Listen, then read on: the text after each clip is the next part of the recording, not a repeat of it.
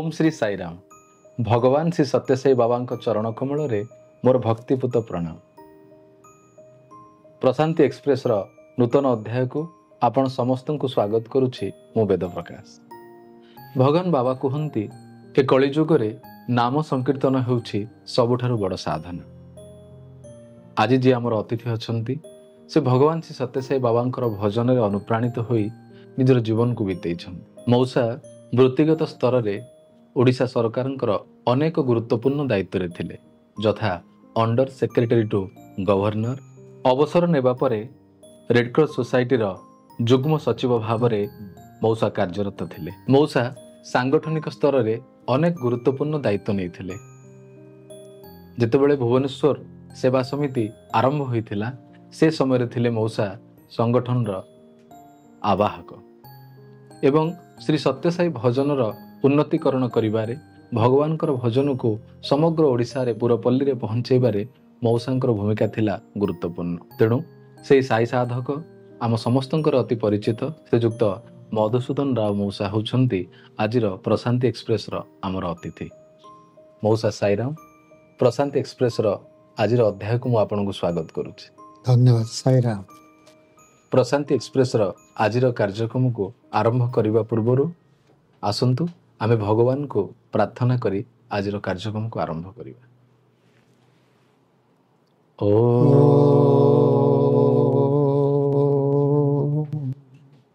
साईश्वराय विद्महे सत्यदेवाय धीमहि तन्नः सर्वः प्रचोदयात्। मौसा साईराम, केमिति अछंती मौसा? प्रभु आशीर्वाद खूब भल अच्छे। मौसा गत 10 तारिख रे आपणकर जन्मदिन गला, आपण को 80 छुईला। ए परिणत बयस रे आपण एते आनंद रे अछंती। ए आनंद पछर रहस्य कोन मौसा? प्रकृति रे भाबिले ये भजन ही मते आनंद दे। सबठु मोर एते प्रकार एक्टिविटीज भितर भजन रे बहुत किसी आनंद पाए। मु से निज को सामिल करी सब बड़े सुस्थ रही एवं आनंदित ही रही। मौसा जो भगवान भजन आपण को एते आनंद प्रदान करे, से भगवान को आपण प्रथमे केमिति जानिले? साईराम, 55 वर्ष तल कथा 1970 मसीह मुझे एमए पास कर घरे बसती मो भाई पाखे हठात जना पड़ा जे साई बाबाजी फोटो विभूति मोह झरछे बोलिक। यहाँ हूँ आमर भुवनेश्वर कल्पना छकर बुद्ध विहार पाखे मिस्टर अच्युतन जड़े थे घरे हूँ बोली। तेणु आम केते जन बंधु आम जाकर घरे पहुँचलु। देखले प्रकृति मुझे देखिली तांकर 2टा फोटो बड़ बड़ फोटो अच्छी जो विभूति भर्ती होती आ गोटे मोह भर्ती होती। मो विभूति देखी टिके असंतुष्ट प्रकाश करे, विश्वास लगिलानी। किंतु मोह देखिली तले गोटे ट्रे रखाई एवं मोह झरुची। तेणु विश्वास अविश्वास भितर मु निजक सामिल कर रही सेठी। किछ दिन पर से माउसी कहले आपण माने समस्त रविवार आसतु आम भजन करवा। तेणु आम 6-7 जन गले भजन आरंभ कलु, शिखिलु। शिखिक आम गोटे साई भजनिया दल गढ़िलु भुवनेश्वर। तेणु प्राय 11 जन रही भाई भौणी साई भजन दल गढ़ प्रत्येक दिन प्राय घंटे लेखा लोक भजन करने को आग्रह प्रकाश कले। एवं भजन एते सुंदर होता, एते भावपूर्ण होता, प्रेमपूर्ण होता, समस्ते बहुत आनंदित ही से दिन तो मो बाबा को जानिली। मौसा जेतेबेले भगवान विग्रह जो विभूति सृष्टि है सेतेबेले आपनक मन रे टिके द्वंद्व उपजिथिला। सेतेबेले आपनकर भगवान को ऊपर सेतिकी विश्वास आसी नथिला। किंतु भगवान सत्यसाई बाबा जे ईश्वर, भगवान सत्यसाई बाबा जे प्रकृत रे भगवान, ए दृढ़ विश्वास आपनक भितर केबे जन्म नेला? साईराम, प्रकृति रे ए स्मृति मने पड़ला आखिर लुह बाहरी पड़ी मोर। 1972 बसारे प्रथम कर मु आ जड़े बंधु मोर जीवीरा भाई प्रशांति गलु। प्रशांत जाके गणेश रही बाबा बोलू था आम जा दौड़ी गाई बसिलु। ଯାଉ ଯାଉ ବାବା ମୋତେ ଆଙ୍ଗୁଠି ଠାରିକି ଡାକିଲେ। ମୁଁ ବୁଝିପାରିଲିନି। ତାପରେ ଭଲେଣ୍ଟିୟର କହିଲେ ଆପକୁ ହିନ୍ଦୀରେ କହିଲେ ଆପଣଙ୍କୁ ଇଣ୍ଟରଭ୍ୟୁ ଡାକୁଛନ୍ତି, ଆପଣ ଏଠି ବସନ୍ତୁ, ଆମେ ନେଇକି ଯିବୁ। ତେଣୁ ବସିଲେ, ମୋତେ ନେଇକରି ଗଲେ 11 ନମ୍ବର ମୋତେ ବସେଇଲେ। 11 ନମ୍ବର ମୁଁ ଭିତରୁ ଗଲି। ଭିତରୁ ଗଲା ପରେ ଭିତରକୁ ବାବା ଛିଡ଼ା ହେଇଛନ୍ତି। ମୁଁ ତାଙ୍କୁ ପାଦ ଛୁଇଁନି, ଏକ ପାଦ ଛିଡ଼ା ହେଲି। ଯାଉ ଯାଉ ସେ ମୋ କଲର ଟେକିକରି ଅନେଇଲେ। ଆଜ୍ଞା ଉଦ୍ଦେଶ୍ୟ ମୁଁ ମନ ଓଡ଼ିଆରେ ବାହାରି ପଡ଼ିଲା, ହେ ପ୍ରଭୁ ତୁମେ ଏଇ କଥା ବି ଜାଣିଛ। ଏତେ ବାହାରିଲା ବେଳକୁ କାନ୍ଦି ଟିକେ ଆଖିରେ ଲୁହ ଆସିଲା। ବାବା ସାଙ୍ଗେ ସାଙ୍ଗେ ବିଭୂତି ଦେଲେ। ଘଟଣା ହେଉଛି 70 ମସିହାରେ ମୋତେ ଭଜନ ଆରମ୍ଭ କଲି। 71 ମସିହାରେ ଗ୍ଲାଣ୍ଡ ଟିବି ହେଲା। ଗ୍ଲାଣ୍ଡ ଟିବି ହେଇଥିଲା, ବରକୋଳି ଭଳିଆ ଗୁଡ଼ାଏ ହେଇଥିଲା। ସବୁ ଇଞ୍ଜେକ୍ସନ୍ ନିଏ ସକାଳେ, ସନ୍ଧ୍ୟାରେ ଭଜନ ଯାଏ। 40ଟା ଇଞ୍ଜେକ୍ସନ୍ ପଡ଼ିଥିଲା। ଗୋଟେ ଶୁଖିଲାନି। ଅପରେସନ୍ କଲା ପରେ ଡକ୍ଟର କହିଲା କୌଣସି ପ୍ରକାର ହାତ ମାରିବନି କି ବିଭୂତି ଲଗାଇବନି। ମୁଁ କିନ୍ତୁ ଲୁଚିକରି ଭଜନ ପରେ ବିଭୂତି ଲଗାଇ ଦେଇଥିଲି। ସେଇଟା ଶୁଖିଗଲା। ଯେଉଁଟା 2-3 ମାସ ଶୁଖିବା କଥା ସେଇଟା 1.5 ମାସ ଭିତରେ ଶୁଖିଗଲା। ତେଣୁ ବାବା ମୋତେ କଲର ଟେକି ସେଇଟା ଅନେଇଲେ। ସେଇଠି ମୁଁ କନଫର୍ମ ହେଇଗଲି ଯେ ଇଏ ହେଉଛନ୍ତି ସର୍ବାନ୍ତର୍ଯାମୀ। ତାପରେ ଆଉ ଗୋଟେ କହିଦେଉଛି, ଆଉ ଗୋଟେ ଅତି ଅବିଶ୍ୱାସନୀୟ, ମୋଟେ ବିଶ୍ୱାସ ମୁଁ ମଧ୍ୟ ବିଶ୍ୱାସ କରିଥିଲି। ଗୋଟେ ଘଟଣା ହେଇଥିଲା। ମୁଁ MA ପାସ୍ କରି ଘରେ ବସିଛି ଭାଇଙ୍କ ପାଖରେ। ହଠାତ୍ ଦିନେ 12ଟା 1ଟା ବେଳକୁ ଜଣେ ଭିକାରୀ ଆସିକିରି ନାଗ ଆସିକି ଭିକ ମାଗିଲେ। ମା ବୋଲି ପାଟି କଲେ। ମୋ ମଦର କହିଲେ ବାବାରେ ତୁ ଯାଇକି ଭିକ ମୋତେ ଦେଇଦେ। ମୁଁ ଯେମିତି ଯାଇକି ଗଲି ଭିତରୁ ଭିକ ଧରିକରି, ସେ ବାବାଜୀ ଦେଖିଲି ଯେ ଟିଣ ମୋତେ ବଢ଼େଇ ଦେଲେ। ସେଥିରେ ଅଧା ଚାଉଳ ଥିଲା ଏବଂ ପାଉରୁଟି ରଖା ହେଇଥିଲା। ମୁଁ ଜୋର ରାଗିକରି ଭିତରେ ପକାଏ। ଯେମିତି ପଡ଼ିଛି ମୁଁ ଦେଖୁଛି ଏ ଟିଣଟା ଭର୍ତ୍ତି ହେଇଗଲା। କହିଲି ମା ପାଟି କଲି। କହିଲା बैठ जा तेरा ସାଇ ବାବା ତେରକୁ ଭଲ ରଖେଗା। ମୁଁ କହିଲି ଏ କେମିତି ଜାଣିଲା ମୁଁ ସାଇ ବାବାଙ୍କ ଭକ୍ତ ବୋଲି। ମୋ ମଦର ଦୌଡ଼ିକରି ଆସିଲେ ଏବଂ ପଡ଼ିଶା ଘର ଦୌଡ଼ିକି ଆସିଲେ। ମୋତେ କ'ଣ ହେଲା କିରେ? ମୁଁ କହିଲି ଏମିତି କଥା, ଖାଏ ତୁ ବାବା ହେଉଛୁ କେତେ ହେଲା, ତେଣୁ ତୋର ମନର ଭ୍ରମ।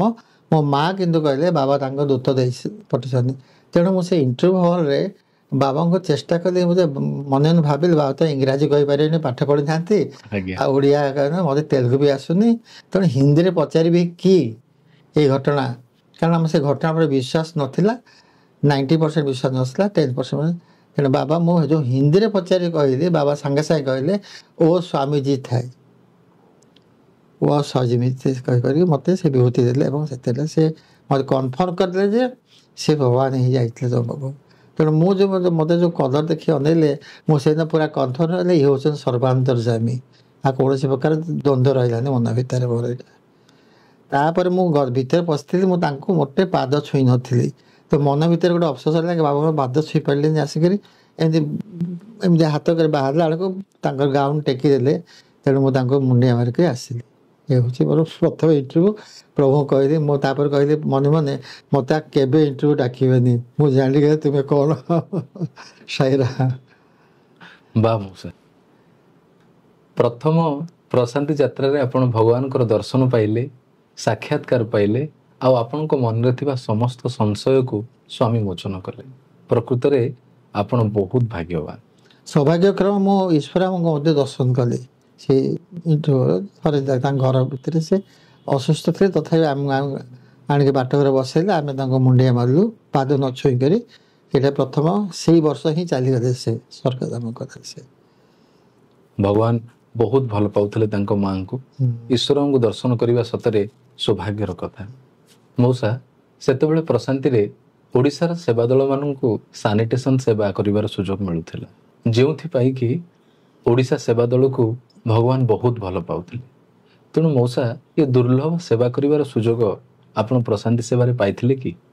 ହଁ, ନିଶ୍ଚୟ କହିବି। ପ୍ରକୃତିରେ 1972 ମସିହାରେ ଆମେ ସେବାକୁ ଯାଇଥିଲୁ। ସେ ସମୟରେ ଏତେ ପ୍ରକାର ସେବା ନଥିଲା। ସବୁଆଡ଼େ ବାଲି ଥିଲା। ଆମେ ପତ୍ର ଗୋଟେ ବ୍ଲିଚିଂ ପାଉଡ଼ର ଦେଇକରି କରିଥିଲୁ, ପାଇଖାନା ସେବା କରିଥିଲୁ।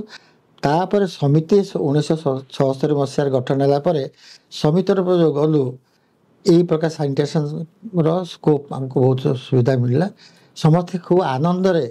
ସମସ୍ତେ ଆନନ୍ଦରେ ଯାଉଥିଲୁ ଆମେ। ଏଇଟା ଆମର ୱାନ୍ କାଇଣ୍ଡ ଅଫ୍ ଆମର ଡ୍ୟୁଟି ବୋଲି ଭାବୁଥିଲୁ। ପ୍ରତ୍ୟେକ ବର୍ଷ ଯିବା ସାନିଟେସନ୍ ଯେଉଁ ପ୍ରୋଗ୍ରାମ୍ ପ୍ରଶାନ୍ତି ସେବାର ଭାବୁଥିଲି।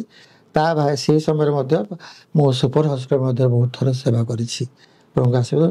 ସାନିଟେସନ ସେବାଟା ପ୍ରକୃତିରେ ବହୁତ ଆନନ୍ଦ ଦିଏ ଆଜ୍ଞା ଏବଂ ଭଗବାନ ସେଥିପାଇଁ ମଧ୍ୟ ବହୁତ ଖୁସି ଥିଲେ ଯେ ସେଇଟା ଆମକୁ ବହୁତ ଇନ୍ସପାୟାର କରିଥିଲା। ନିଜେ ନିଜେ କହିଥିଲେ ତେଲୁଗୁରେ, ଯାହାକୁ ଅନିଲ କୁମାର ଇଏ କଲେ, ବାବା ତୁମ ସାନିଟେସନ କାମରେ ବହୁତ ପ୍ରୀତ, ତାଙ୍କର ଆଶୀର୍ବାଦ ରହିଛି। ତେଣୁ ସେଇଟା ଆମକୁ ବହୁତ ଆନନ୍ଦ ଦେଇଥିଲା ପ୍ରକୃତିରେ। ମୁଁ 17 ମସିହା ପର୍ଯ୍ୟନ୍ତ କଣ୍ଟିନ୍ୟୁଅସଲି ସମିତି ତରଫରୁ ଯାଇଛି ଭଜନ, ଆମର ସେବାକୁ ଯାଇଛି, ପ୍ରଶାନ୍ତି ସେବା। ପ୍ରକୃତିରେ ମଉସା ହଁ ଭଗବାନଙ୍କର ଏହା ହେଉଛି ଅନେକ କୃପା ଆପଣଙ୍କ ଉପରେ ପ୍ରଶାନ୍ତି ସେବା କରିବାର ଏ ଦୀର୍ଘତମ ସୁଯୋଗ ଭଗବାନ ଆପଣଙ୍କୁ ଦେଇଥିଲେ। ମଉସା ଆମେ ସମସ୍ତେ ଜାଣିଛୁ ଆପଣ ହେଉଛନ୍ତି ଜଣେ ଭଜନ ପ୍ରେମୀ ମଣିଷ। ଭଜନର ଉନ୍ନତିକରଣ କରିବାରେ, ଭଜନକୁ ଓଡ଼ିଶାର ପୁରପଲ୍ଲୀରେ ପହଞ୍ଚାଇବାରେ ଆପଣଙ୍କର ଭୂମିକା ଗୁରୁତ୍ୱପୂର୍ଣ୍ଣ। ତେଣୁ ମଉସା ଆପଣ ଭଗବାନ ଶ୍ରୀ ସତ୍ୟସାଇ ବାବାଙ୍କ ପାଖରେ କେଉଁ ଭଜନଟିକୁ ପ୍ରଥମେ ସମର୍ପଣ କରିଥିଲେ? ବହୁତ ଭଜନ ଥିଲା, ସେ ଭଜନ ଗୁଡ଼ାକ ବର୍ତ୍ତମାନ ନାହିଁ। ଯଦି ଆଜି କଣ୍ଠ ମୋର ଖରାପ ଅଛି ତଥାପି ମୁଁ ପଦେ ଗାଇବି ସେଥିରୁ।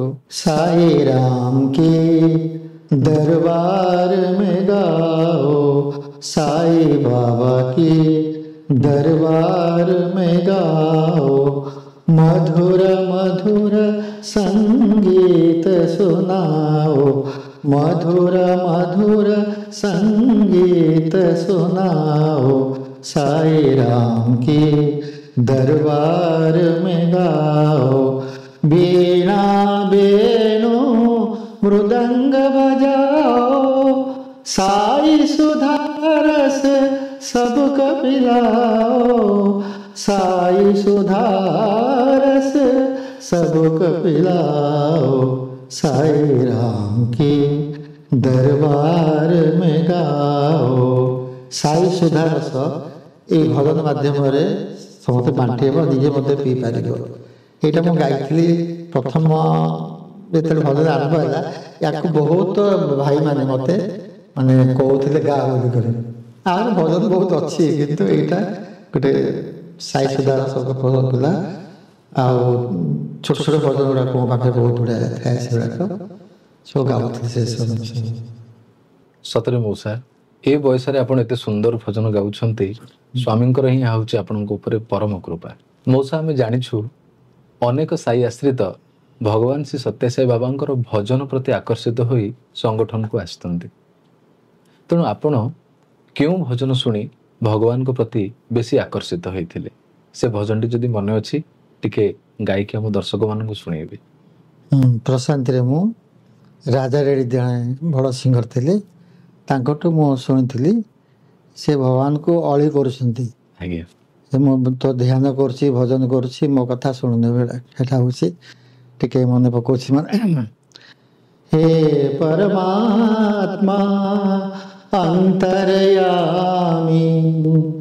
दर्शन दीजो जग के स्वामी, दर्शन दीजो जग के स्वामी, हे परमात्मा अंतर्यामी, निस दिन तेरा ध्यान करता हूँ, ध्यान करता हूँ, भजन करता हूँ, साई मुरारी जग के स्वामी, साई मुरारी जग के स्वामी, हे परमात्मा अंतर्यामी।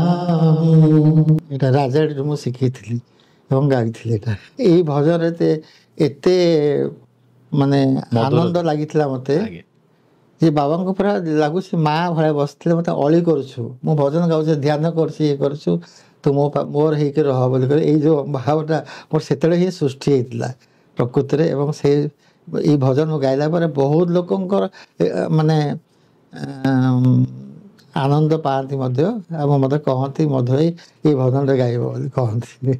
ସତରେ ମୂଷା ସ୍ୱାମୀ କୁହନ୍ତି ଭଜନ କେଉଁଠି ହେବ, କିଏ ଗାଇବ, କେଉଁ ସ୍ୱର, କେଉଁ ତାଳ, କେଉଁ ଲୟରେ ଗାଇବ, ଏ ସବୁ କଥାକୁ ନିର୍ଦ୍ଧାରିତ କରନ୍ତି ସେଇ ଏକା ଭଗବାନ। ତେଣୁ ଆପଣଙ୍କ ପ୍ରତି ଭଗବାନଙ୍କର ଅଶେଷ କୃପା ଅଛି। ଆପଣ ଏତେ ସୁନ୍ଦର ଭଜନ ଗାଇ ସମସ୍ତଙ୍କର ମନକୁ ମୋହିବା ସହିତ ଭଗବାନଙ୍କର ଅତି ପ୍ରିୟ ହୋଇଛନ୍ତି। ବାସ୍ତବିକ ଏଇଟା ବହୁତ ସତ କଥା, କାରଣ ମୋ ନିଜ ଅନୁଭୂତି ଦେଖିଛି, ଅନ୍ୟ ସିଙ୍ଗରମାନଙ୍କ ମଧ୍ୟ ଅନୁଭୂତି ଦେଖିଛି। ମୁଁ ଘରୁ ଭାବିକି ଆସେ 2-3ଟା ଭଜନ ଯେ ଆଜି ଏଇ ଭଜନ ଗାଇ ବୋଲିକରି, କିନ୍ତୁ ବିଶ୍ୱାସ କରେ ମୁଁ ନିଜକୁ ହୁଏନି। ଯେତେବେଳେ ଭଜନ ବସେ ମୋର ପାଳି ପଡ଼େ ଆଜ୍ଞା ସେତେବେଳକୁ ଅନ୍ୟ ଭଜନ ଆସିଯାଏ ମୋ ମନକୁ। ଆଜ୍ଞା ତେଣୁ ଏଇଟା ତାଙ୍କର ଇଚ୍ଛା, ସମ୍ପୂର୍ଣ୍ଣ ଭାବରେ ତାଙ୍କର ଇଚ୍ଛା। ମୋ ଇଚ୍ଛା ଅନୁସାରେ କେବେ ଗାଇପାରେ ଏବଂ ଏଇଟା ପ୍ରଭୁଙ୍କର ଇଚ୍ଛା ପ୍ରକୃତରେ। ମଉସା, ଆମେ ଜାଣିଛୁ ଗୋଟେ ମଣିଷ ପାଇଁ ତାର ଯୁବ ବୟସ ସବୁଠାରୁ ଗୁରୁତ୍ୱପୂର୍ଣ୍ଣ ସମୟର ବୟସ, ଯେଉଁ ବୟସରେ ଆପଣ ସମ୍ପୂର୍ଣ୍ଣ ରୂପେ ସତ୍ୟସାଇଙ୍କ ଭଜନରେ ଅନୁପ୍ରାଣିତ ହୋଇ ଆପଣଙ୍କର ଯୌବନକୁ ଦେଇଥିଲେ। ମଉସା, ସେହି ସମୟରେ ଏ ଭଜନର ପ୍ରଭାବ ଆପଣଙ୍କ ଉପରେ କିପରି ପଡ଼ିଥିଲା, ସେ ଅନୁଭୂତି ଟିକେ ରଖିବେ। ପ୍ରକୃତରେ ଆମେ ଯେତେବେଳେ ଭଜନ ଆରମ୍ଭ କରୁ, ଏତେ ଆମେ ଭଜନରେ ପାଗଳ ହେଇଗଲୁ ସମସ୍ତେ ଯେ ମୁଁ ନିଜକୁ ଭୁଲିଗଲି ଯେ ମୋର ଆଗ ଥିଲା, ଆମର 25 ବର୍ଷ ଥିଲା ବୟସ, ଚାକିରି ବୟସରେ ମୋର ଓଭରଏଜ୍ ମୁଁ ଜାଣିନି। ହଠାତ୍ ଗୋଟେ ନୋଟିଫିକେସନ୍ ବାହାରିଲା ଯେ ଗଭର୍ଣ୍ଣର ହାଉସ୍ରେ ପୋଷ୍ଟ ଖାଲି ଅଛି ବୋଲିକରି, ଏମ୍ପ୍ଲୟମେଣ୍ଟ ଥ୍ରୋରେ ଆସିବ ବୋଲି କହିଥିଲେ। ମୁଁ ଯେତେବେଳେ ଏମ୍ପ୍ଲୟମେଣ୍ଟ ଗଲି, ସେମାନେ ଏମ୍ପ୍ଲୟମେଣ୍ଟ ଅଫିସର କହିଲେ ଆପଣଙ୍କର ଓଭରଏଜ୍ ହେଇଗଲେ ଆପଣ ଯାଇପାରିବେନି, ଆପଣଙ୍କ ନାଁଟା ପଠାଯାଇପାରେନି। ତେଣୁ ପ୍ରଭୁଙ୍କୁ ମୁଁ ସେଠି କହିଲି, ବାବା ତୁମର କିଛି ଭୁଲ ନାହିଁ, ମୋର ଭୁଲ, ମୋର ଦୁରଦୃଷ୍ଟ ଅଭାବ। ମୁଁ ନିଜେ ଏତେ ମାତିଗଲି ଯେ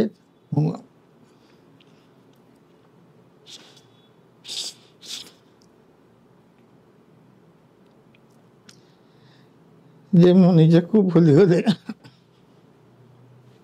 ଏମିତି ଭାବିକି ଆସିଛି ମୁଁ ଏଜି ଛକ ପାଖରେ ଆମର ସବୁ ହୁଇସିଲ୍ ମାରିକରି ଅଟକାଉଥିଲେ ଟ୍ରାଫିକ୍ରେ।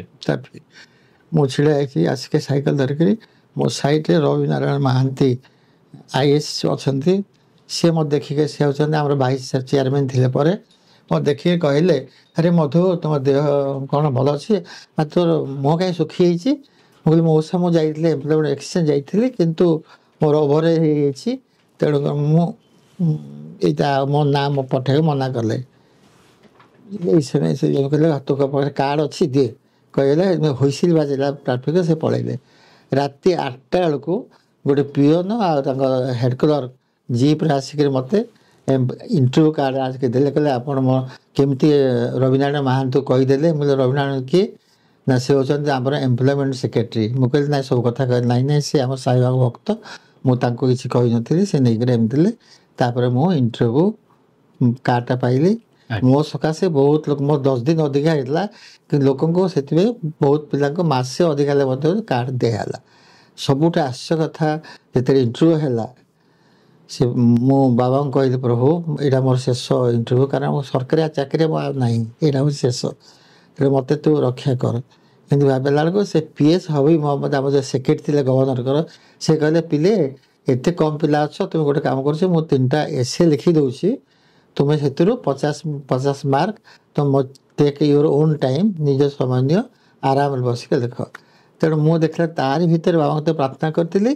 ତ 3ଟା ଏସେ ଭିତରେ ମୋର ତ ଅର୍ଥନୀତି ଥିଲା MAରେ, ତେଣୁ ଇଣ୍ଟରନ୍ୟାସନାଲ ଟ୍ରେଡ୍ ପଡ଼ିଯାଇଥିଲା। ମୁଁ ତାକୁ ସମ୍ପୂର୍ଣ୍ଣ ଭାବରେ ଘଷି ପକାଇଥିଲି। ତେଣୁ ଫଟୋ ଲେଖିଦେଇକି ସାଙ୍ଗେ ସାଙ୍ଗେ ମୁଁ ତାକୁ ଶେଷ କଲି ଏବଂ 50ରୁ ମୁଁ 35 ମାର୍କ ପାଇ ଫାଷ୍ଟ ହେଲି। ଫାଷ୍ଟ ହେଲା ପରେ ସେକ୍ରେଟାରୀ ଡାକିଲେ, କହିଲେ, ତୁମେ ଫାଷ୍ଟ ହେଇଛ, କିନ୍ତୁ ତୁମେ MA ପାଠ ପଢ଼ିଛ, ଏ କ୍ଲର୍କ ଚାକିରି କରିବ? ମୁଁ କହିଲି, ମୋର ଆର୍ଥିକ ଅବସ୍ଥା ଭଲ ନାହିଁ। ତେଣୁ ସେ ଏତେ ଖୁସି ହେଇଗଲେ, ସେ କହିଲେ, ଯାଅ କର, ତୁମ କାମ କର, ତୁ ତୁମ ଏସେ ମୁଁ ପଢ଼ିକରି ବହୁତ ଖୁସି।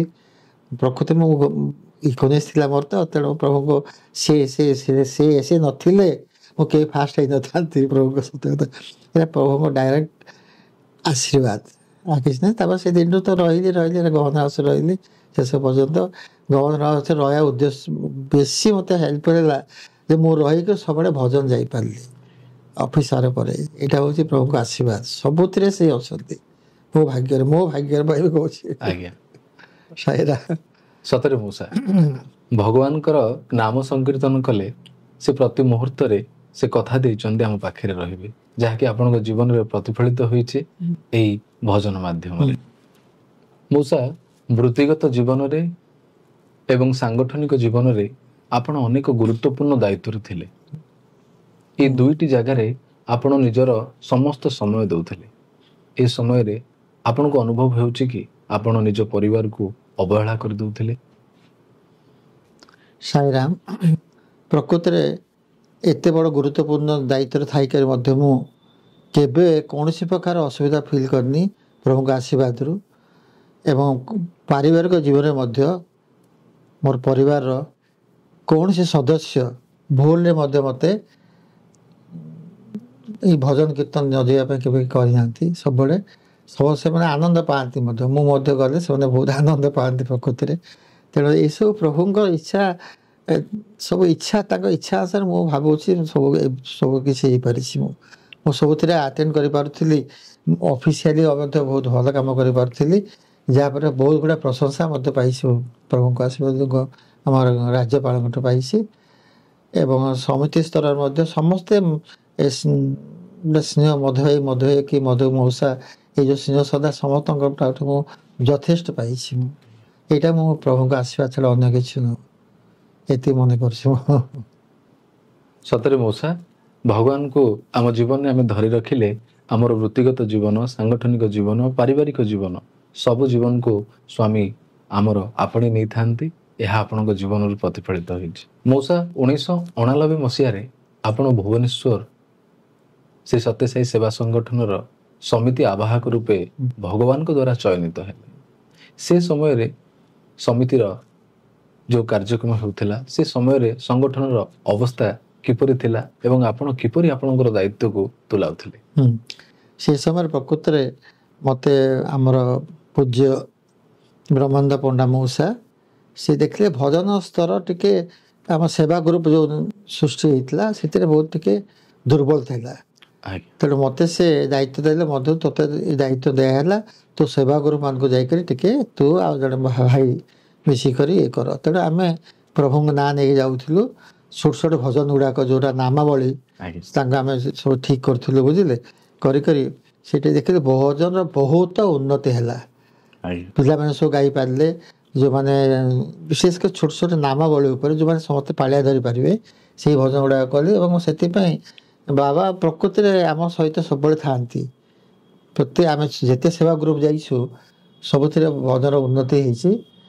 ଏବଂ ସେବା ସେଥିରେ ସମୟରେ ବେଶୀ କିଛି ସେ ଆକ୍ଟିଭିଟି ନଥିଲା, ଭଜନ ମୁଖ୍ୟ ଥିଲା ଏବଂ ନାରାୟଣ ସେବାଟା ଆମର ଥିଲା। ନାରାୟଣ ସେବା ମୁଖ୍ୟ ଥିଲା। ତେଣୁ ପ୍ରତ୍ୟେକ ମାସ ଆମେ ନାରାୟଣ ସେବା କରୁଥିଲୁ। ଏବଂ ସେମିତି ଆର୍ଥିକ ଅବସ୍ଥା ମଧ୍ୟ ସେ ସମୟରେ ଏତେ ଭଲ ନଥିଲା। ଆମେ ଯେତେବେଳେ ସମିତି ଆରମ୍ଭ ହେଲା ପଇସା ପତ୍ର ବହୁତ ଅସୁବିଧା ଥିଲା।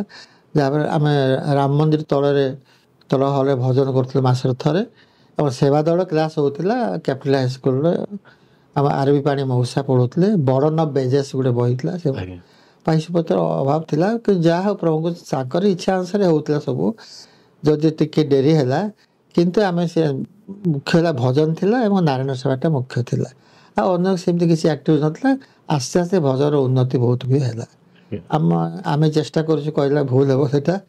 ଆମର ପ୍ରୟାସ ଗୋଟେ ହେଇଥିଲା, ଭଗବାନଙ୍କ ଆଶୀର୍ବାଦ କଥା। ପ୍ରକୃତି ସେଇଦିନ ସମସ୍ତେ ଭଜନ ପାଇଁ ତ ବହୁତ ଏଣ୍ଟାର ଭୁବନେଶ୍ୱର ଆମର ଯେଉଁ ସାହି ଆସିତ ଭଜନ ଛଡ଼ା ତାଙ୍କର ଆଉ ଅନ୍ୟ କିଛି, ତାଙ୍କର ଭଜନ ସନ୍ଧ୍ୟାରେ କେମିତି ହେବ ସେମାନେ ଆମକୁ, ଆଗ ତ ଟେଲିଫୋନ୍ ନଥିଲା, ସେ ସାଇକେଲ ଧରି ପଳାଇ ଆସୁଥିଲେ ଆମ ଘରକୁ, ସିଙ୍ଗରମାନ ଘରକୁ, ଭାଇ ଅମୁକ ଦିନ ଭଜନ ହେବ। ଆଉ ସେ ଭଜନ ଗୁଡ଼ାକ ହୃଦୟସ୍ପର୍ଶୀ ପୁରା, ମାନେ ଆମେ ଅନୁଭବ କରିପାରୁଥିଲୁ ଯେ ବାବା ବସିଛନ୍ତି ଆମ ଆଗରେ। ସେତେବେଳେ ଚେୟାର ସିଷ୍ଟମ ନଥିଲା, କିନ୍ତୁ ବାବା ବସିଛନ୍ତି, ଆମେ ପୁରା ଫିଲ୍ କରୁଥିଲୁ ଯେ ହି ସିଟିଂ ଆଣ୍ଡ ଲିସନିଂ ଆମର ଭଜନ, ଶୁଣୁଛନ୍ତି ଆମ ଭଜନ। ତେଣୁ ସେଇ ଭାବରେ ଆମେ ଗାଉଥିଲୁ ସେ ଭଜନ ଗୁଡ଼ାକ। ମନରେ ଭୟ ବି ଥାଏ, ଭୟ ମିଶା ଭକ୍ତି କହନ୍ତିନି, ଭକ୍ତି ଥାଏ କିନ୍ତୁ ଭୟ ଥାଏ, କାରଣ ବାବା ବସିଛନ୍ତି ଆମ ଆଗରେ। ତେଣୁ ଭଜନ ଗୁଡ଼ାକ ଖୁବ୍ ଭଲ ହେଉଥିଲା, ଖୁବ୍ ସୁନ୍ଦର ହେଉଥିଲା। ମଉସା, ଆପଣ ଓଡ଼ିଶା ସରକାରଙ୍କର ଅନେକ ଗୁରୁତ୍ୱପୂର୍ଣ୍ଣ ଦାୟିତ୍ୱରେ ଥିଲେ। ଯେପରି ଗଭର୍ଣ୍ଣରଙ୍କ ପାଖରେ ଚାକିରି କରିବା ମାନେ ପାଦେ ପାଦେ ବିପଦ ଆଉ ସତର୍କତାର ସହିତ ଆପଣଙ୍କ ସମୟ ବିତୁଥିବ। ମଉସା, ଏମିତି କିଛି ବୃତ୍ତିଗତ ଜୀବନରେ ଅନୁଭୂତି ଅଛି କି ଯେଉଁଠି ଆପଣ ଭଗବାନଙ୍କର ସ୍ୱୟଂ ଉପସ୍ଥିତି ଆପଣଙ୍କ ପାଖରେ ଅନୁଭବ କରିଛନ୍ତି? ପ୍ରକୃତରେ ମୁଁ ସବୁବେଳେ ସମୟ ଅନୁସାରେ ମୁଁ କାମ କରୁଥିଲି। ଅଫିସକୁ ଠିକ୍ ସମୟରେ ଯାଉଥିଲି, ଆମେ କହୁଥିଲି ମୁଁ ଅଣ୍ଡର ସିଟ୍ ଥାଇକି ପ୍ରୋଗ୍ରାମ ଅଫିସର ଥିଲି। ଗୋଟେ ଉଦାହରଣ ଦେଲେ ଜାଣିବେ ବାବା କେମିତି ମୋ ସହିତ ଥିଲେ। ଆଜ୍ଞା ମୋ ପ୍ରୋଗ୍ରାମ ଅଫିସର ଥିଲେ, ହଠାତ୍ ଗୋଟେ ପ୍ରୋଗ୍ରାମରେ ଗଭର୍ଣ୍ଣରଙ୍କୁ ପ୍ରାୟ 1.5 ଘଣ୍ଟା ଖଣ୍ଡେ ଛିଡ଼ା ହେଇକରି ପ୍ରାଇଜ୍ ଦେବାକୁ ପଡ଼ିଲା। ଯାହାଫଳରେ ସେ ଆସିଲା ପରେ ମୋତେ କହିଲେ ଆସିକରି ମୋତେ କାଲି ସାକ୍ଷାତ କରିବ ବୋଲିକରି। ମୁଁ ଜାଣିଗଲି ଅସୁବିଧାରେ କେଉଁଠି ହେଇଛି। ତେଣୁକରି ମୁଁ ଆର ଦିନ କ'ଣ କଲି, ମନ ଭିତରେ ଭୟ ଥିଲା। ମୁଁ କହିଲି ଶେଷ ମୁହୂର୍ତ୍ତରେ ନିଶ୍ଚୟ ଆଡ଼େ ସାଡ଼େ କହିବେ, ବିକଜ MM ରାଜେନ୍ଦ୍ରନ୍ ହେଉଛନ୍ତି ଆଇଏଏସ୍ ଟପର ଭାରତର ଏବଂ ଚିଫ୍ ସେକ୍ରେଟାରୀ ଥିଲେ ସେ ତାମିଲନାଡୁ, ତ ସେ ଗଭର୍ଣ୍ଣର ଅଛନ୍ତି, ଭାରି ଷ୍ଟ୍ରିକ୍ଟ ଥିଲେ। ତେଣୁ ମୋତେ କହିଲେ ଆସ। ତା ଆର ଦିନ ମୁଁ କହିଲି ମୁଁ ଜାଣିଛି ଅସୁବିଧା କ'ଣ। ବାବାଙ୍କୁ ମୁଁ ଜବରଦସ୍ତି ତାଙ୍କ ହାତ ଧରିକରି ମନେ କଳ୍ପନାରେ ତାଙ୍କୁ ଭିତରକୁ ନେଇଗଲି। ସବୁଠୁ ଆଶ୍ଚର୍ଯ୍ୟ, ଭିତରେ ଯାଉ ଯାଉ ମୋତେ ସେ ବସିବାକୁ କହିଲେ ଗଭର୍ଣ୍ଣର, ଯେଉଁଟାକି ପ୍ରଥମ ମିରାକିଲ୍। କାରଣ ସେ ନିଜର ସେକ୍ରେଟାରୀ ଆଇଏଏସ୍ ଛଡ଼ା କାହାକୁ ବସ କହନ୍ତିନି। ମୋତେ ବସ କଲେ, ମୁଁ କହିଲି ସାର୍ ଆଇ ଏମ୍ କମ୍ଫର୍ଟେବୁଲ୍, ଭଲରେ ଅଛି। No you sit here. ତାପରେ କହିଲେ ୟୁ ଆରେଞ୍ଜ ଭେରି ନାଇସ୍ଲି, ସବୁ ପ୍ରୋଗ୍ରାମ ଭଲ କଲେ, କଲେ ଲାଷ୍ଟ ଶେଷରେ କହିଲେ, ହସିକି କହିଲେ ମୁଁ ତୋଠୁ ଏଜ୍ ବହୁତ ବୟସର କହି ହସିଲେ। ମୁଁ କହିଲି ଆଇ ଏମ୍ ସରି ସାର୍, ମୁଁ ଦୁଃଖିତ ଯେ ଆପଣ ବହୁତ କଷ୍ଟ ସ୍ୱୀକାର କରିବେ। ନାଇଁ ନାଇଁ ନାଇଁ ନାଇଁ ତୁ ଭୁଲ ବୁଝୁଛୁ, ଯେ ଗୋଟେ ଲୋକ ଚାହୁଁଛି ମୁଁ ସାର୍ କଲେକ୍ଟର କହିଥିଲି ଯେ ଗଭର୍ଣ୍ଣର କେବଳ 5ଟା ଦେବେ। ନାଇଁ ନାଇଁ ସେ ସମସ୍ତେ ଆଶା କରୁଥିଲେ ମୋଠୁ ପ୍ରାଇଜ୍ ଦେବା ପାଇଁ, ତେଣୁ ଡେଫିନେଟ୍ ହେଲା। ମୁଁ ସେଥିପାଇଁ ଦୁଃଖିତ ନୁହଁ, କିନ୍ତୁ ମୁଁ ହସିକି କହିଲେ ଏଇ ସମୟରେ ତାଙ୍କର ମାନେ ସେ ମୋତେ ବହୁତ ପ୍ରଶଂସା କରି କହିଲେ ଯେ ତୁ ହେଉଛୁ, ମୁଁ ତୋର ନୋଟିଂ ଦେଖିଛି, ତୋର ଆମକୁ ଦେଖିଛି, ତୋର ଦୂରଦୃଷ୍ଟି ଦେଖିଛି, ସଜେସନ୍ ସବୁ ଦେଖିଛି। You are monk of Rajbhavan. Monk ମାନେ ତମ ଐତିହାସିକ ସ୍ତମ୍ଭ। ମୁଁ ବିଶ୍ୱାସ କରିପାରିଲିନି ଯେ ମୁଁ ଯେଉଁଟା ଆଶା କରିଥିଲି ଏମିତି କ'ଣ କହୁଛନ୍ତି ବୋଲିକରି। ମୋ ବାବା ସାଇଡ଼୍ରେ ବସନ୍ତି ଏବଂ ସେ ମୁରୁକିକି ହସୁଛନ୍ତି। ତାପରେ ମୁଁ I am grateful sir for your kindness. ଆପଣ ବହୁତ ଧନ୍ୟବାଦ ସାର୍ କରେ। Okay take care. ମୋତେ କହିଲେ ଟେକ୍ କେୟାର କରି ଗଲେ। ବାବାଙ୍କୁ ଧରି ଗଲାବେଳକୁ ମୋ ଆଖିରେ ଲୁହ ଆସିଗଲା। ହେଲା ସେ ତାଙ୍କର ବଡ଼ିଗାର୍ଡ଼ ଯେଉଁ ଥିଲେ IPS ଅଫିସର, ସେ କହିଲେ କ'ଣ ହେଲା ତୁମେ ଏତେ ଆଖିରେ କାହିଁ ଲୁହ ଆସୁଛି, କ'ଣ ଅସୁବିଧା ହେଲା କି, କ'ଣ ରାଜ୍ୟପାଳ କ'ଣ କହିଲେ କି, ଗାଳି କଲେ? ନାଇଁ ନାଇଁ ସବୁ କଥା ବର୍ଣ୍ଣନା କଲେ। ସେମାନେ କହିଲେ ଧନ୍ୟରେ ତୋର ସାଇ ବାବା ବୋଲି କହିଲେ, ତ ସାଇ ବାବା ହିଁ ତୋତେ ରକ୍ଷା କରୁଛି। ମୁଁ କହିଲି ପଦେ ବି କହିନାହାନ୍ତି। ହି ଅଫର୍ଡ ମି ସିଟ୍, ଅଫର୍ ଟି ଅଲସୋ। ମୁଁ ମନେ କଲି sir I will take their କହିଲି। ତେଣୁ ଏଇଟା ପ୍ରକୃତରେ ବାବା ପୁରା ଏକଦମ ଡାଇରେକ୍ଟଲି ଟୋଟାଲି ମୁଁ ଯେଉଁଟା ଆଶା କରିଥିଲି ଏବଂ ସମସ୍ତେ ଆଶା କରିଥିଲେ ଯେ ଆଜି ଅଣ୍ଡର ସେକ୍ରେଟାରୀଙ୍କୁ ସେ ବହୁତ ଇଏ କରିବେ, କିନ୍ତୁ ଜଷ୍ଟ ଓଲଟା ହେଲା। ତେଣୁ ତାରି କୃପା ତାକୁ ନେଇକରି ଯାଇଥିଲି, ସାଗରରେ ଯାଇକରି ସାଇଗଲା ଏବଂ ସେଇଗଲେ ସେ ମୋତେ ଲାଗିଥାଏ ମୁରୁକି ହସୁଛନ୍ତି ବାବା। ତେଣୁ ଏଇଟା ପ୍ରକୃତରେ ମୋ ଚାକିରି ଜୀବନରେ ଗୋଟେ ବଡ଼ ଉଦାହରଣ। ମୁଁ ସବୁବେଳେ ମୋର ପିଲାଙ୍କୁ ଯାଇକରି ରାଜଭବନ ମଧ୍ୟ କହେ, ମୁଁ ତ ଯାହାକୁ ଭଲ ପାଉଛ, ସାଇ ହଉ, ଜଗନ୍ନାଥ ହଉ, ଇଏ ହଉ, ମନ ଅନ୍ତର ଭିତରେ ରଖିକରି କାମ କର ବୋଲି କହେ ମୁଁ ଯାଇକରି। ସତରେ ମଉସା, କାରଣ ଭଗବାନ ହିଁ କହୁଥିଲେ ତୁମେ ମୋ ଆଗରେ ଚାଲନି, ବାଟ ଭୁଲିଯିବ। ତୁମେ ମୋ ପଛରେ ଚାଲନି, ମୋତେ ଫଲୋ କରିପାରିବ ନାହିଁ। ତୁମେ ମୋ ସହିତ ଚାଲ, ୱାକ୍ ବିସାଇଡ୍ ମି। ମୋ ସହିତ ଚାଲିଲେ ତୁମେ ଲକ୍ଷ୍ୟସ୍ଥଳରେ ନିଶ୍ଚିନ୍ତ ରୂପରେ ପହଞ୍ଚିବ। ପ୍ରକୃତରେ ଭଗବାନ ଆପଣଙ୍କ ସହିତ ଥିବାରୁ ସେ ଗାଳିକୁ ଫୁଲମାଳ କରିଦିଏ। ସମର୍ପଣ ଭାବ ରହିଲା। ଏହା ପ୍ରକୃତରେ ଏକଦମ ଧ୍ରୁବ ସତ୍ୟ। ତେଣୁ ମଉସା, ସ୍ୱାମୀଙ୍କ କୃପାରୁ ଆପଣ ଅନେକ ଚମତ୍କାର ଅନୁଭୂତିର ଅଧିକାରୀ ହେଇଛନ୍ତି। ଆପଣଙ୍କ ଜୀବନରେ ସ୍ୱାମୀ ପ୍ରତ୍ୟକ୍ଷ ରୂପରେ ପ୍ରତିଟି କାର୍ଯ୍ୟରେ ଆପଣଙ୍କୁ ସହଯୋଗ କରିଛନ୍ତି। ମଉସା, ଏମିତି ଏକ ଅନ୍ତରଙ୍ଗ ମୁହୂର୍ତ୍ତ ଅଛି କି, ଅନ୍ତରଙ୍ଗ ଅନୁଭୂତି କିଛି ଅଛି କି, ଯାହା ଭାବିଲେ ଆପଣଙ୍କର ଆଖି ଛଳ ଛଳ ହେଇଯାଏ, ହୃଦୟ ଭରି ଆସେ ସ୍ୱାମୀଙ୍କ ପ୍ରତି କୃତଜ୍ଞତାରେ? ବହୁତ ଘଟଣା ଭିତରେ ଗୋଟେ ପ୍ରଥମ ଘଟଣା କହିଦେବି। ଚାକିରି ଜୀବନ କଥା କହିଲି। ଦ୍ୱିତୀୟ ହେଲା ମୋ ଝିଅ ବାହାଘର କଥା। ମୋ ଝିଅ MBA ଫାର୍ଷ୍ଟ କ୍ଲାସ୍ ପାଇଥିଲା। ସବୁ ଆରେଞ୍ଜମେଣ୍ଟ ହେଇଗଲା ଭୋଜି ପାଇଁ ଏବଂ ସେ ତାଙ୍କ ଡିମାଣ୍ଡ ଥିଲା ବରଘର ଯେ ଷ୍ଟାର ହୋଟେଲ ରହିବେ। ତେଣୁ ଏଇଥିପାଇଁ ମୋ ପାଖରେ କୌଣସି ଆର୍ଥିକ ଅବସ୍ଥା ନଥିଲା। ଗୋଟେ ଛୋଟ ଜାଗାଟେ ଖଣ୍ଡେ ଥିଲା, ତେଣୁ ସେଇଟା ମୋତେ ବିକ୍ରି ହେଇପାରୁନଥିଲା। ମୁଁ ଏତେ ଦୂର ରହିଥିଲା। ତେଣୁ ଶିରିଡ଼ି ସାଇ ମନ୍ଦିର ଭଜନରେ ବସିଛି, ଧ୍ୟାନ ବେଳକୁ ଫୁଲ ପଡ଼ିଲା ବାବାଙ୍କ ମୁହଁରୁ। ମୁଁ କହିଲି ବାବାଙ୍କୁ, କାହିଁକି ଫୁଲ ପକାଉଛୁ? ମୁଁ ତ କିଛି କାହାକୁ କିଛି ଇଏ କରିପାରୁନି, ମୋତେ ନିରାଶ ହେଇଅଛି। ଆଉ ତୁ କାହିଁକି ଏମିତି କରୁଛୁ କିଛି ଲାଭ ନାହିଁ ବୋଲିକି ହସି ଅଭିମାନ କରି କହିଲି, ଆଜ୍ଞା ଅଭିମାନ କଲି ପୁରା। ଆଜ୍ଞା ତୁ କାହିଁକି ଫୁଲ ଖସୁଛୁ, କିଛି ମୋର ଲାଭ ହେବନି, ଏମିତି କରି ଯେମିତି ମା ପାଖରେ ଅଳି କରନ୍ତି ସେମିତି ଆଜ୍ଞା କହିଲି। ଏମିତି ସରିଛି ଆଳତି ସରିଛି, ମେଜର ପିକେ ଦାସ ଭାଇ ଚାନ୍ସଲର ଥିଲେ, ତାଙ୍କ ମିସେସ୍ ଆସି ପହଞ୍ଚିଲେ, ବୟସ୍କା ଲେଡି। ଆରେ ମଧୁ, ଆଉ ଝିଅ ବାହାଘର କେତେ ଦୂର କ'ଣ ହେଲା? ଆଉ ଯେତେବେଳେ ଦେଖିଲେ ତ ନଗର କୀର୍ତ୍ତନ, ଯେତେବେଳେ ଦେଖିଲେ ତ ଭଜନ ଦଉଛୁ, ତୁ ଝିଅ ବାହାଘର କ'ଣ କଲୁ? କହ ମୋତେ କହ। ମୁଁ କହୁନଥିଲି, ତାପରେ କହିଲି ନାଇଁ ନାନୀ ସବୁ ଠିକ୍ ଅଛି, ତାଙ୍କ ଷ୍ଟାର ହୋଟେଲ ରହିବା ପାଇଁ ପଇସା ନାହିଁ କି ଭୋଜି ପାଇଁ ପଇସା ନାହିଁ। ଏତିକି କହିଛି ସାଙ୍ଗେ ସାଙ୍ଗେ ସେ ଫୋନ୍ ଉଠିକିରି ତାଙ୍କ ଜଇଁକୁ ଫୋନ୍ କଲେ ଯେ ମଧୁର ଯାହା ଦରକାର ପଇସା ତୁ ଦେଇଦେ, ସେ ପରେ ସୁଝିବ। ତା ଯେଉଁ ଜାଗା ଖଣ୍ଡେ ଅଛି ସେଇଟା ତୋ ନାଁରେ ଲେଖି ଦେଉଛି, ସେ ପଇସା ଦେଲେ ତୁ ତାକୁ ଫେରେଇ ଦେବୁ। ସେ ଯଦି ନଥାନ୍ତେ ସେଇଦିନ, ମୁଁ ପ୍ରକୃତି ମୋ ଝିଅ ବାହାଘର କରିପାରିନଥାନ୍ତି। ଏଇଟା ଯେଉଁ ବାବା ଯେଉଁ ଫୁଲ ପକେଇଲେ, ମୁଁ ତାଙ୍କୁ ଅଭିମାନ କଲି ଯେ କାହିଁକି ଫୁଲ ପକେଇଲୁ ତୁ? ମୁଁ ଅଳି ଗଲି ତ ପୁରା, ମୁଁ ତ କିଛି କୌଣସି ସକ୍ଷମ ନାହିଁ, ମୁଁ କାହିଁ ପକେଇଲୁ ଏଇଟା ଭଗବାନ ସେ ପ୍ରକୃତି କଲେ ଏବଂ ସବୁ କାର୍ଯ୍ୟ ସବୁ ଖୁବ୍ ସୁନ୍ଦର ହେଲା। ରାଜ୍ୟପାଳ ନିଜେ ଆସିଥିଲେ ଆଜ୍ଞା ଝିଅ ବାହାଘରକୁ, ପୁଅ ବାହାଘରକୁ ରାଜ୍ୟପାଳ ନିଜେ ଆସିକି ଆଶୀର୍ବାଦ କରି ଗଲେ ସେଇଟା।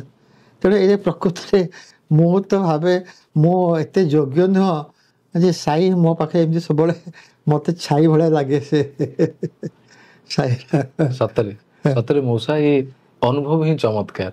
ଭଗବାନ ଜଣେଇ ଦଉଛନ୍ତି ଯେ ତୁମେ ଯଦି ମତେ ସବୁବେଳେ ମନେ ରଖିବ ଆଉ ମୋ ପାଖରେ ଅଳି କରିବ, ମୁଁ ତୁମର ସବୁ କଥାକୁ ନିଶ୍ଚିନ୍ତ ଭାବେ। ମଉସା, ଦୀର୍ଘ 55 ବର୍ଷ ଧରି ଆପଣ ଶ୍ରୀ ସତ୍ୟସାଇ ସେବା ସଂଗଠନରେ ସକ୍ରିୟ ଅଛନ୍ତି। ମଉସା, ବ୍ୟକ୍ତିଗତ ସାଧନା ଆଉ ଏ ସାମୂହିକ ସାଧନା, ଏ ଦୁଇଟି ଭିତରେ ଆପଣ କ'ଣ ପ୍ରଭେଦ ଦେଖିଛନ୍ତି?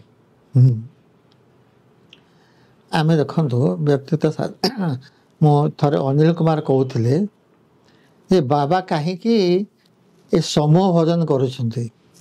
ଘରେ ବସିକରି ମଧ୍ୟ ପୁଅ ବାପ ମା ବାପା ବସିକରି ଭଜନ କରିପାରିବେ, କିନ୍ତୁ ସମୂହ ଭଜନରେ ବସିଲେ ଆମେ ଦୁଃଖ ସୁଖକୁ ବାଣ୍ଟି ପାରିବା। Exchange of love and good wishes, ସୁଖ ଦୁଃଖରେ ଭାଗି ହେଇପାରିବା, ସମସ୍ତେ ହେଇପାରିବା, କାହା କେମିତି ଅଛ ବୋଲି ପଚାରିପାରିବା।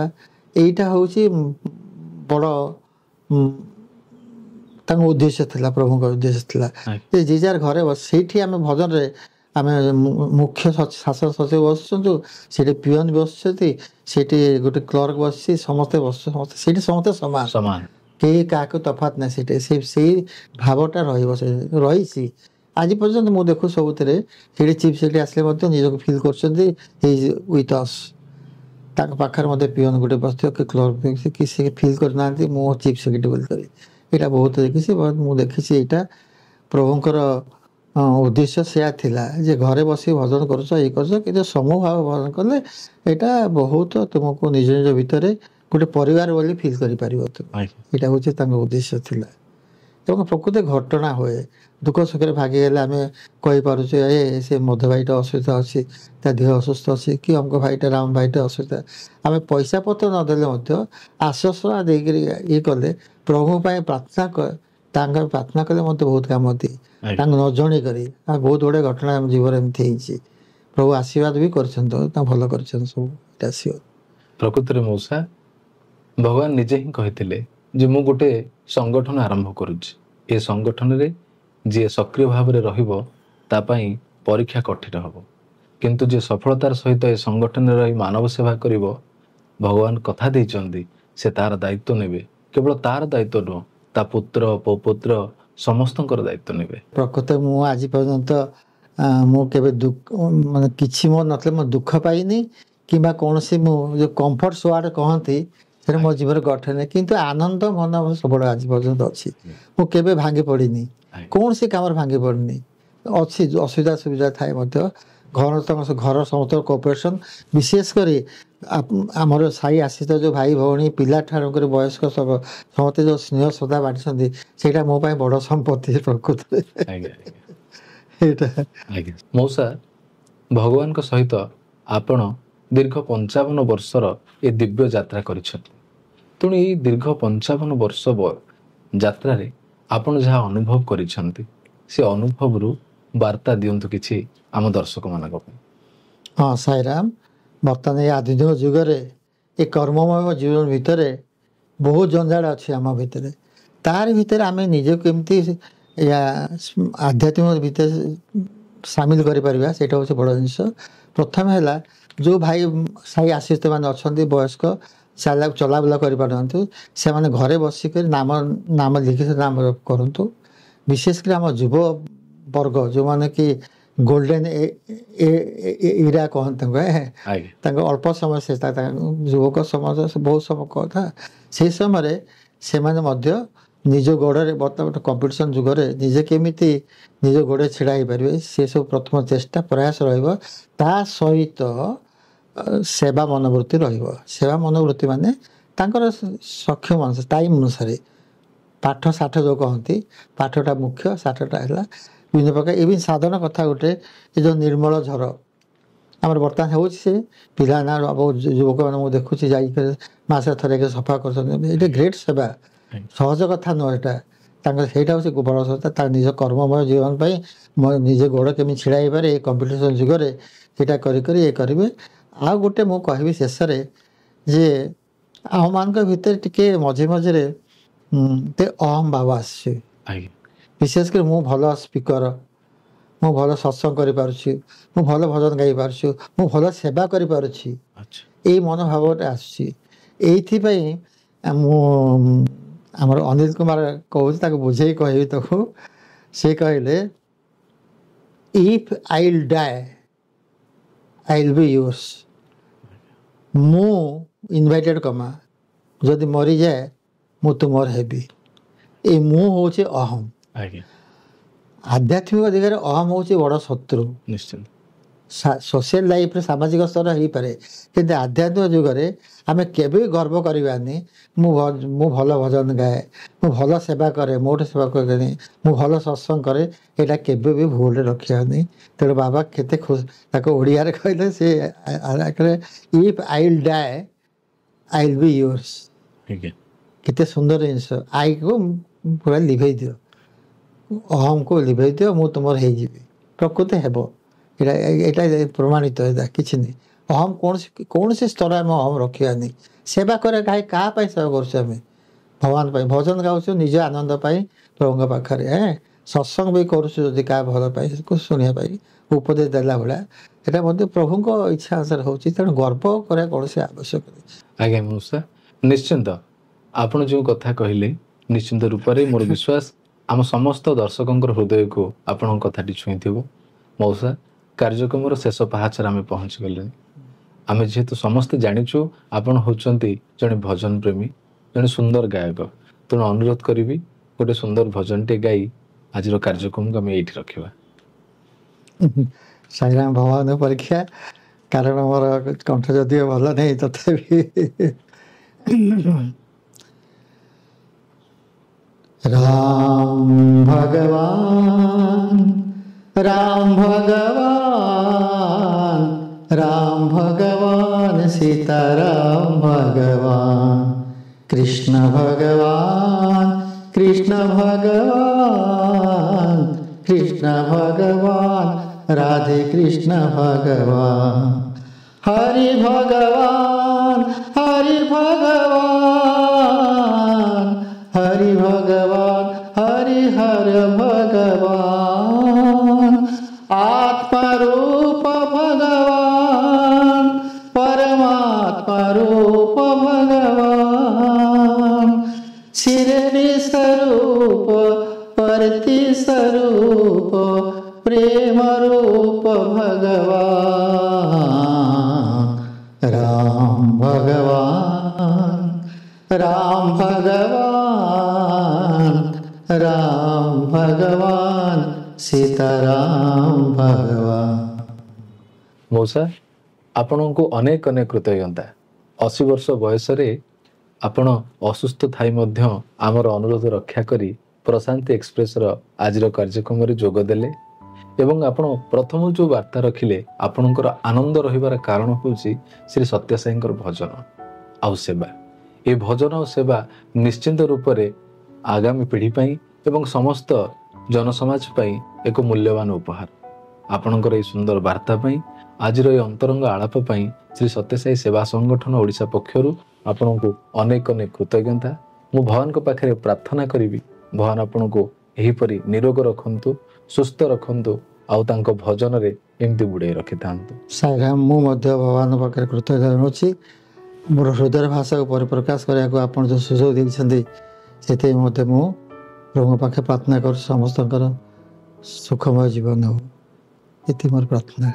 ମଉସା, ବର୍ତ୍ତମାନ ଭଗବାନ ସତ୍ୟସାଇ ବାବାଙ୍କୁ 100 ବର୍ଷ ପୁରୁଛି।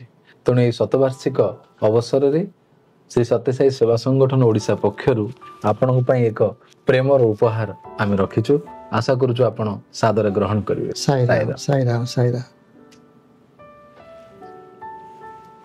ତେଣୁ ମଉସା, ଆମେ ଏବେ ଶାନ୍ତି ପାଠ କରି ଆଜିର କାର୍ଯ୍ୟକ୍ରମକୁ ଏଇଠି ଶେଷ କରିବା।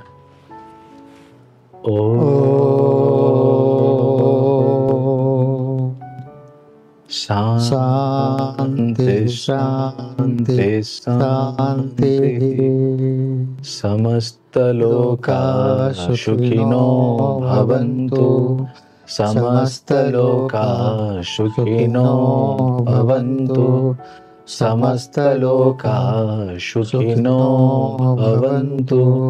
ଓମ୍ शांति शांति शांति।